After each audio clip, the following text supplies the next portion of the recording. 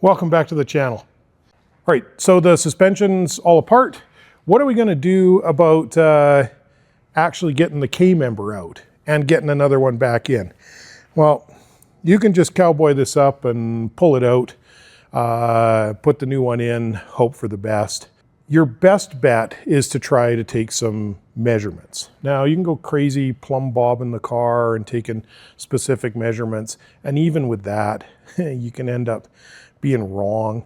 But what you want to do at a minimum is try to find some points on the K-member which can be measured to a point on the body that are going to be the same or roughly the same when you put the new K-member in. Obviously, there's a lot of places on this K-member that are not the same because the new one's tubular and this one isn't. So I'm going to show you a couple places that I think you can take some measurements. It doesn't even really matter what the specific measurements are. What you want to do is measure the old one, find some points that are the same on both sides. Then when you put the new K-member in, measure those same points, get it squared up so those measurements are the same on both sides, because your objective is to get the new K-member squared to the chassis. So a couple of places that are probably a good bet for this are from the A-arm attachment bolts. This bolt has a face. You can put a tape measure on here and lay the flat part across the face so that it's straight with the face. That way you're getting the correct angle.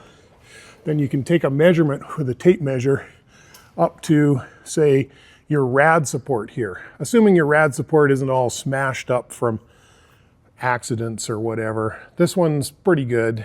You'll take a measurement either to the inside or the outside, but do both the same way. So measure the passenger side, then measure the driver's side up to the rad support. What we're gonna find is if the car was already straight and been driving straight, those measurements on a factory setup are going to be the same. These cars aren't always straight, so yours might not be, but that's your first check. Are they the same? If they are, that's a good sign that the K-member was in there straight in the first place, and then you want to put the new K-member in there the same way. The other place that I think is reasonable to check is from the back A-arm bolts. So measure something that's flat across the face of this, and then back to a point on your frame rail here. That point can be something like where this piece is welded on. It could be at a point where the tape measure crosses over an edge of the frame rail. Anything like that's fine as long as it's consistent and gives a measurement from the K-member itself to the chassis. And what you should find is that when you take that measurement on each side, if your car was straight in the first place, that it's also the same on each side. What you want to do is put the new K-member in and adjust it so that it also has measurements that are the same from side to side at both the front and back. And if you get that done, you're going to have that K-member about as square as you're going to get in a Foxbody Mustang. As odd as it seems, traditional tape measure is actually not a terrible way to do this. You've got this flat part on the end of the tape measure, and you can use that as a reference across the whole bolt face on the lower control arm. That way, you're going to get a fairly consistent distance between that bolt face and your target point. You're going to put that on there, and you'll be able to feel whether you're at a funny angle to the bolt or you're straight across the face. Get it straight across the face, sort of center of the bolt. Bring the tape up straight to the rad support, and I can tell you we're about 21.5 or possibly 21 7/16. Now, a 16th is probably within the measurement error of this stunt. We'll try the other side. So I'm going to do the same thing. You want to try and avoid a situation where something like the sway bar is bending the tape measure. That looks basically identical, about 21 7/16. So we're the same from side to side. We know what that measurement is. Your K-member might reposition the control arms. It might not be 21 and 7/16 on the new K member, but what we want that to be is the same side to side. We know we were able to do a consistent side to side measurement using this trick before we took it apart. So there's every reason to think we could get the same consistent measurement side to side after we put the new one back in. And it's the same kind of deal back here. I want to put that tape measure on there, get it squared up. And then we're going to find a point on this chassis that we think we can replicate consistently. So I measure that just about 6 inches between the bolt and this corner here. Let's check the other side. Same thing there, maybe 6 1/16, something like that. So we know we got a pretty consistent measurement there. Something I didn't show, but I did do is I pulled the steering shaft off. We're gonna have to use a different steering shaft for the Godzilla anyway. Everything's disconnected, so we're ready to start taking the K member out. All that's required to do that is take these bolts out of here and out of here. Take out these bolts here and here around the spring saddles on each side with the K member supported underneath here. I'm going to use this lift table, which I also use to handle fuel tanks on these Mustangs. It's a real handy little tool for sure. We're going to get that slid sort of under the center of the K member, and then we're going to jack it up to support the K member. Guys do this with a jack. This is a lot less tippy than a jack. Not that we couldn't still have a problem with tipping it, but it's better because it's a wide, flat surface. And of course, when we go to let this down, we'll probably have some binding from our power steering lines and so on. You want to get this up in the air enough that you can withdraw the K member completely from the car. Okay, so we're actually lifting on the chassis ever so slightly there. That's supported. We can go ahead and see if we can't pull this out. Naturally, these are metric bolts. Your best bet to take them out is an air tool. It's actually probably the gentlest, but naturally my air socket set doesn't have 15 or 18. So I'm going to use a chrome socket. It's highly ill-advisable. You should be ready for it to explode.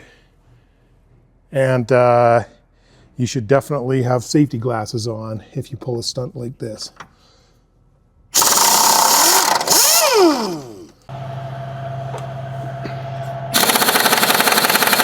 I'd use a little heat, little fluid film, a little back and forth with the air impact, but I did get all the bolts out of it. So let's try and drop the K member out of this car. Think it's stuck up there? No, it's coming. Like I said, I'm pretty sure we're going to end up with power steering hoses bound up. Yeah, the power steering cooler line didn't want to come apart. But anyway, I end up finally having to slice a little slice in it. And of course, it makes a mess. Let's see if we can't manage to wiggle this out now. I'm gonna let it come down.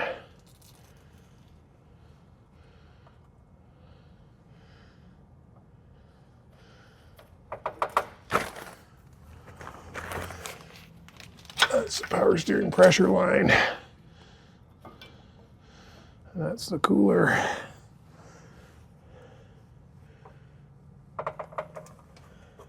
Everything else is disconnected. I'm gonna wheel it out. I'm not sure what the point of having an air impact socket set is when they never have the right sizes, but anyway, let's see if we can get this steering rack off of here and we'll get that salvaged. Then we can maybe weigh some of this to see how much it weighs versus how much the new stuff weighs.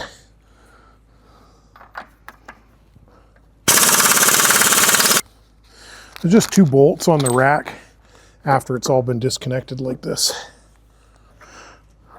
Let's see if it pulls off. Well, we'll try and drive these rack bolts out. Let's see if that's enough to get it off.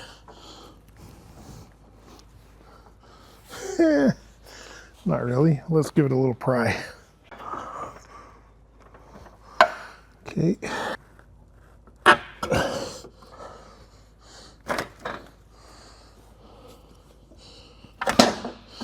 All right. That's a lot easier to get apart outside the car than it would be in it.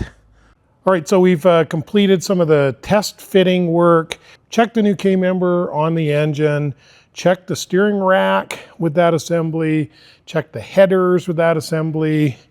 There's a couple things that look like they might be needing a little bit of tweaking or adjustment. Dipstick location. I'm not entirely sure how well the headers are going to fit in there. We might have to massage a tube. I don't know.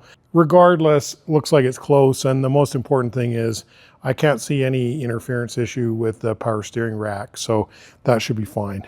I've done a bunch of cleanup work. You might imagine a 38-year-old car like this isn't perfect. When I took the old K-member out, the bolts didn't want to come out. I didn't really like the look of the bolts when they came out, so I bought new hardware.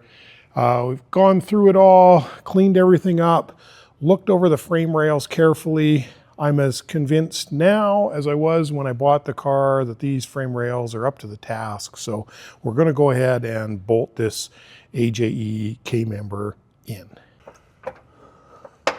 Obviously this tool isn't as good for this tubular K-member as it is for the stock one. But, all right, I'm going to get that up sort of semi in place. The thing about the new K-member is it's light. And maybe the thing to do, in spite of whatever this says, is to just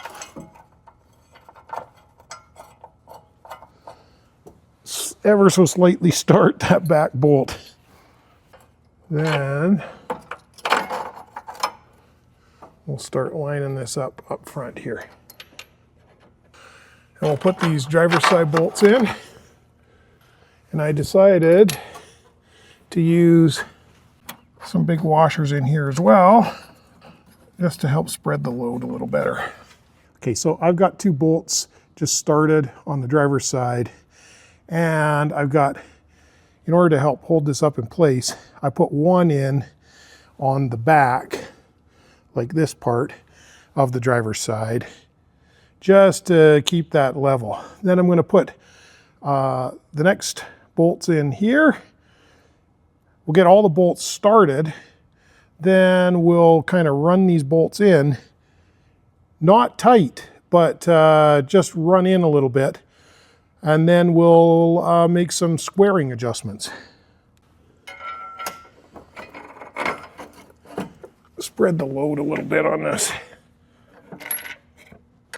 Then we'll start these two.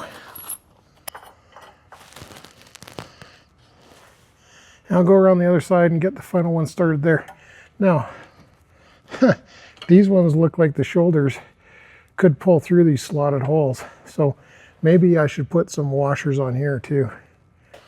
All right, our new K-member here is snugged in place. Our next step is to try and get this squared up with the car. So I'm going to use a tape measure and we're going to use our little hammer, and now we're going to see what we can see here. On this one, maybe, because we don't have the steering rack, taking this from this squared up point on the steering rack would be a good idea on each side. Let's go straight ahead here. Well, I got 20 and 3/16 on that side, 20 and 5/16 on that side. So I'd probably want to come ahead a little bit more. But let's take another measurement from this A-arm mount position, which is the kind of measurement we used before. 21 and 7/8 roughly there. Boy, that looks almost the same. You never know with this stuff whether they actually jigged it square. Let's try this measurement again.